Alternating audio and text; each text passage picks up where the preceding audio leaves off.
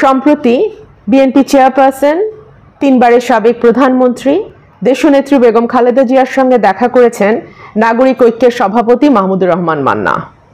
তাদের দুজনের মধ্যে দীর্ঘ সময় আলোচনা হয়েছে, প্রায় ঘণ্টাখানেক তারা বৈঠক করেছেন এবং আমরা যেটা মনে করি যে আমাদের যেই যুক্ত আন্দোলন হচ্ছে, একসাথে যে যুগপৎ আন্দোলনের কথা আমরা ভাবছি, সেই আন্দোলনের যেই দলগুলো প্রমিনেন্টলি আমাদের সঙ্গে কাজ করছেন, নাগরিক ঐক্য তার একটি। এবং মান্না ভাই সম্ভবত সকল যারা যুগপৎ আন্দোলনে বিএনপির সঙ্গে কাজ করছে তাদের একজন প্রতিনিধি হিসেবেই দেশনেত্রী বেগম খালেদা জিয়ার সঙ্গে দেখা করেছিলেন। তাদের আলাপে একটা বিষয় খুব স্পষ্টভাবে উঠে এসছে, যেটুকু গণমাধ্যমে আমরা দেখতে পেয়েছি। দেশনেত্রী বেগম খালেদা জিয়া অত্যন্ত স্পষ্টভাবে বলেছেন এই সরকারের অধীনে বিএনপি কোনো নির্বাচনে অংশ নেবে না, নাম্বার 1। নাম্বার 2, জনগণকে উনি আহ্বান জানিয়েছেন একতরফা কোনো ভোট যদি সরকার আয়োজন করার চেষ্টা করে তাহলে সেই ভোট প্রত্যাখ্যান করবার জন্যে।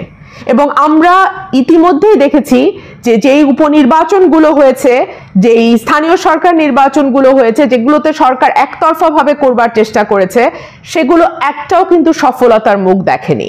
ভোটার টার্ন আউট 5% to 10%, এটা কোনো টার্ন আউট না, এটা কোনো ভোটারের উপস্থিতি না। 5% থেকে 10% উপস্থিতি কোনো উপস্থিতি না। এই কথাটি দেশনেত্রী আবারও মনে করিয়ে দিয়েছেন, জাতীয় নির্বাচন যদি একই কায়দায় করবার চেষ্টা করা হয় 2014-তে যেরকম হয়েছিল, এবারও যেন মানুষ 14-এর মতোই ভোট প্রত্যাখ্যান করে। তৃতীয়ত যেটা বলা হয়েছে সেটা হচ্ছে আমাদের আন্দোলন আরো বেগবান করতে হবে সামনে, আরো জোরদার করতে হবে সামনে, এবং হাতে আমাদের যেই কয় মাস সময় আছে, আমরা মনে করি এই কয় মাস সময় যথেষ্ট। একটা তীব্র আন্দোলন, যে আন্দোলন একেবারে পিকে চলে যাওয়া আন্দোলন, সেটা কিন্তু 10 থেকে 12 দিন 15 দিনের বেশি হতে পারে না। That is impossible. আপনারা চিন্তা করে দেখুন, এরশাদ পতনের আন্দোলন থেকে শুরু করে 2006 সালে যে লগি বৈঠার তাণ্ডব হয়েছিল, সেটা কতদিন হয়েছিল? ওই 7 থেকে 10 দিন 12 দিন, এর বেশি এটা যেতে পারে না। সুতরাং ওই পিকে নিয়ে যাওয়ার জন্য যা যা কর্মসূচি দেয়া প্রয়োজন, সেজন্য আমাদের হাতে যথেষ্ট সময় আছে এবং এই কর্মসূচিগুলোর মাধ্যমেই আমরা মনে করি বিজয় সুনিশ্চিত। এবং আরেকটা কারণে আমরা মনে করি যে আমাদের বিজয় এবার কেউ ঠেকাতে পারবে না, কারণ মানুষ আমাদের সঙ্গে যুক্ত হয়েছে, সাধারণ মানুষ আমাদের সঙ্গে যুক্ত হয়েছে। আমরা যখন আন্দোলনে যাই, আমরা যখন কোনো কর্মসূচি দেই, আমরা দেখি যে সেখানে অনেক মানুষ আছেন যারা হয়তো কোনো রাজনৈতিক দলের সঙ্গে সরাসরি যুক্ত নন, একেবারেই নন। বিএনপি করেন না, আওয়ামী লীগ করেন না, কখনো তারা হয়তো জীবন আওয়ামী লীগকে ভোটও দিয়েছেন। তাদেরকে যখন প্রশ্ন করা হয়, তারা বলে যে আর পারছি না, একে তো ভোট দিতে পারি না, কথা বলতে পারি না, ভয়ে কোনো কিছু মত প্রকাশ করতে পারি না, তার উপরে জিনিসপত্রের দাম আগুন, বাজারে গেলে আমাদের যে সীমিত আয় তাতে সংসার চালানো অসম্ভব, দফায় দফায় বিদ্যুতের দাম বাড়ছে, দফায় দফায় গ্যাসের দাম বাড়ছে, দফায় দফায় পানির দাম বাড়ছে, এইভাবে আর জীবন চালানো অসম্ভব। সুতরাং তারা এসে যুক্ত হয় বিএনপির সঙ্গে এবং তারা মনে করে যে তারা যদি এই অবস্থা থেকে মুক্তি চায়, এই অবস্থা থেকে পরিত্রাণ চায়, তাহলে বিএনপি ছাড়া তাদের হাতে আর কোনো অপশন নাই। এবং সে কারণেই তারা মনে করে যে বিএনপির আন্দোলন মানে তাদের আন্দোলন। এবং বিএনপি কিন্তু তাদের আন্দোলনের ব্যাপারে খুব পরিষ্কারভাবে বলেছে যে আমাদের আন্দোলন ক্ষমতায় যাবার আন্দোলন নয়।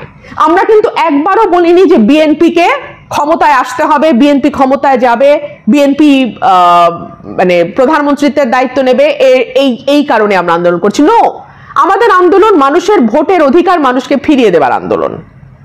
মানুষ যাতে তার পছন্দের প্রার্থীকে বেছে নিতে পারে, সেই স্বাধীনতাটুকু যেন মানুষ পায়, আমাদের আন্দোলন শুধু সেটুকুর জন্য। আর ওবায়দুল কাদের সাহেবের একটা বক্তব্যের দিকে আপনাদের একটু দৃষ্টি আকর্ষণ করি। ওবায়দুল কাদের সাহেব সম্প্রতি একটু ভিন্ন কথা বলেছেন।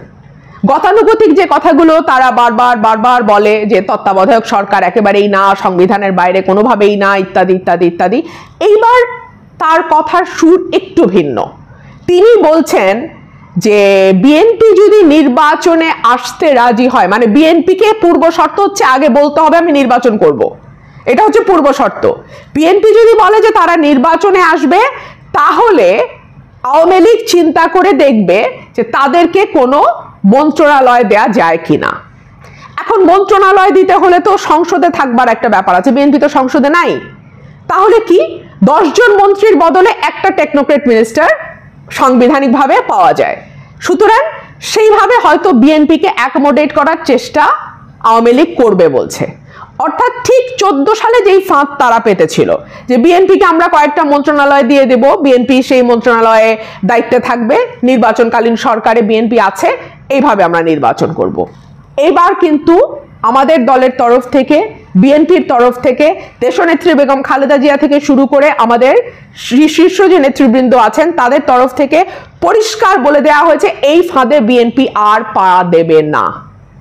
এই সরকারকে পদত্যাগ করতে হবে, এই সংসদ ভেঙে দিতে হবে, একটি নির্বাচনকালীন তত্ত্বাবধায়ক সরকারের হাতে ক্ষমতা দিতে হবে, সেই তত্ত্বাবধায়ক সরকারের অধীনে একটি নতুন নির্বাচন কমিশন গঠিত হবে, সেই নির্বাচন কমিশন তত্ত্বাবধায়ক সরকারের অধীনে নির্বাচন করবে।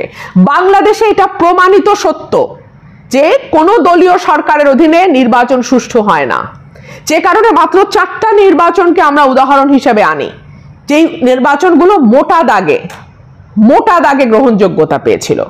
সেই 4টা নির্বাচনের বাইরে একটা নির্বাচনও বাংলাদেশে যেই দল পরাজিত হয়েছে সেই দল মেনে নেয় নাই, এবং যেই 4টা নির্বাচনকে উদাহরণ হিসেবে আনা হয় প্রত্যেকটাই হয়েছে তত্ত্বাবধায়ক সরকারের অধীনে। এবং বিশেষ করে 14 এবং 18-র যে অভিজ্ঞতা, এরপরে তো স্থানীয় সরকার নির্বাচন আছেই, সব মিলিয়ে আমাদের আজকের যে অবস্থান, দেশনেত্রী বেগম খালেদা জিয়া সেটা একেবারে পরিষ্কারভাবে আবার বলেছেন, 1, আমরা এই সরকারের অধীনে কোনো নির্বাচনে যাব না, 2, এই সরকারকে পদত্যাগ করতে হবে, নির্দলীয় নিরপেক্ষ সরকারের হাতে ক্ষমতা দিতে হবে, 3, যদি একদলীয় কোনো নির্বাচনের আয়োজন করে সরকার, মানুষ সেই নির্বাচনকে প্রত্যাখ্যান করবে, এবং 4 হচ্ছে আমরা আমাদের আন্দোলনকে গুছিয়ে নিয়ে একেবারে তীব্র আন্দোলনের দিকে নিয়ে যাব, যাতে এই সরকার আমাদের দাবি মানতে বাধ্য হয়, এবং সরকারকে দাবি মানতে বাধ্য করেই আমরা ছাড়বো ইনশাল্লাহ।